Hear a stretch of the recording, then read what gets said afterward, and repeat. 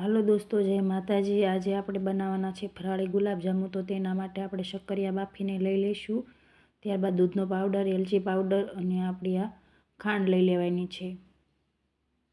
હવે આ શક્કરિયા આપણે ફોલી લેવાના છે। 2-3 દિવસથી આપણા વિડીયો નહોતા આવતા, પણ આપણે લગ્ન કરીને આપણી તબિયત ખરાબ થઈ ગઈ હતી, એટલા માટે વિડીયો નહોતા મૂકતા। તો આજે થોડીક તબિયત સારી છે, પણ તોય તમને એવું લાગશે અવાજમાંથી કે બહુ સારું નથી એમ। તો આવી રીતે જો આપણે શક્કરિયા ફોલીને આવી રીતે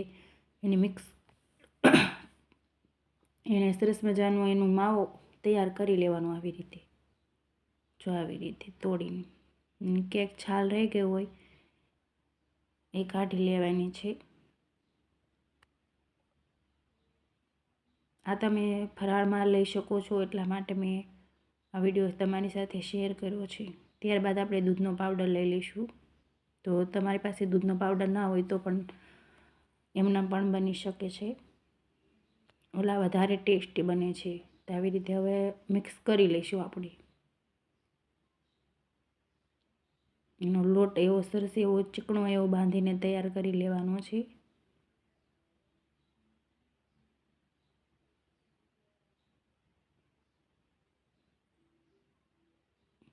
જો આવી રીતે લોટ બંધાઈને તૈયાર થઈ ગયો છે। હવે થોડું એવું આપણે 1 ચમચી જેવું ઘી નાખી દઈશું એમાં। ઘી ના હોય તો તેલ પણ ચાલે।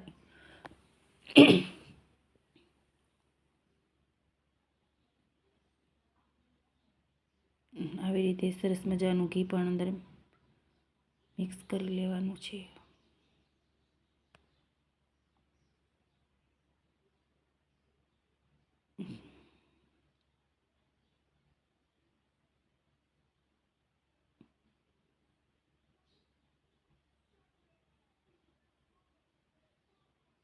તો આપણો માવો બનીને તૈયાર છે। હવે સાઈડમાં મૂકી દઈશું। હવે આપણે ચાસણી બનાવવાની છે, તો તેના માટે આપણે અડધો ગ્લાસ જેવું પાણી લેવાનું છે।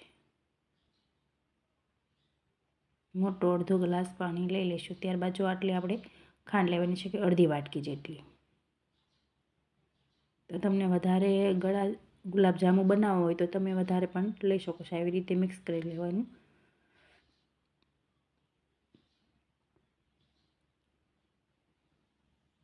આવી રીતે આપણે એમાં થોડો એવો ફ્રૂટ કલર નાખવાનો છે।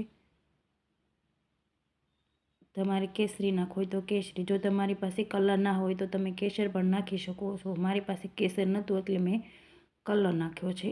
આવી રીતે સરસ મજાનું મિક્સ કરી લેવાનું।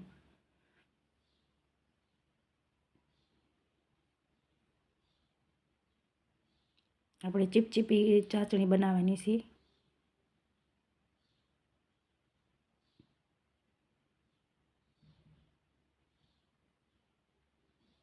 એમાં આપણે એલચી પાવડર પણ નાખી દઈશું।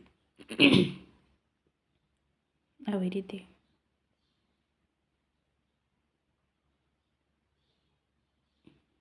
જો આપણે થોડો એવો ઘીવાળો કે તેલવાળો હાથ કરીને આવી રીતે ગોળીઓ વાળી લેવાની છે।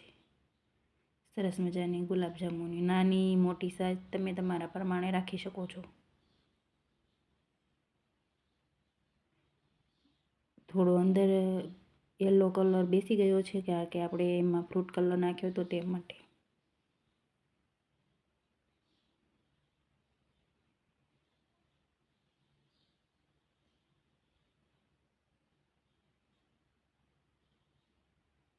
જો આપણી ચાસણી બનીને તૈયાર થઈ ગઈ છે, અને આપણા ગુલાબજાંબુ પણ બનીને તૈયાર થઈ ગયા। હવે આપણે તેલ ગરમ મૂકી દીધું।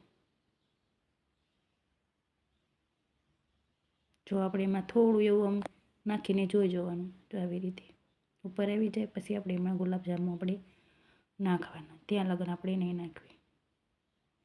આવી જ રીતે આપણે બધા ગુલાબજાંબુ નાખી દઈશું।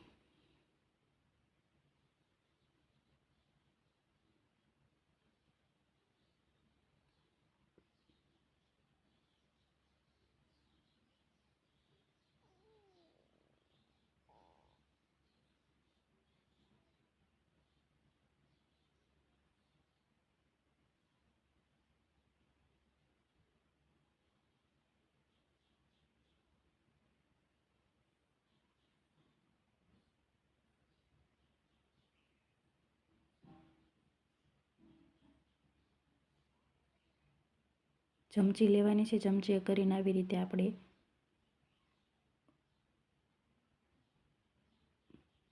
નીચે ચીપકી ના જાય એટલા માટે જો આવી રીતે ગોળ ગોળ એને ફેરવવાના છે. જો કેટલો સરસ કલર આવ્યો છે. હવે આપણે એને કાઢી લઈશું. આપણા ગુલાબજાંબુ બનીને તૈયાર થઈ ગયા છે. હવે આપણે એને ચાસણીમાં નાખી દઈશું.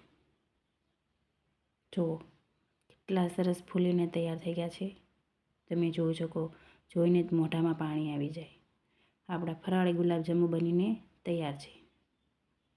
તો હવે આપણે એને વાટકામાં કાઢી લઈશું.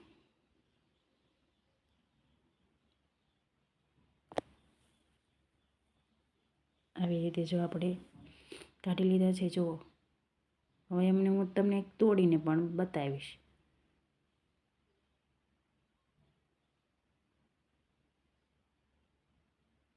જો કેટલા સરસ ગુલાબજાંબુ આપણા બનીને તૈયાર થઈ ગયા છે.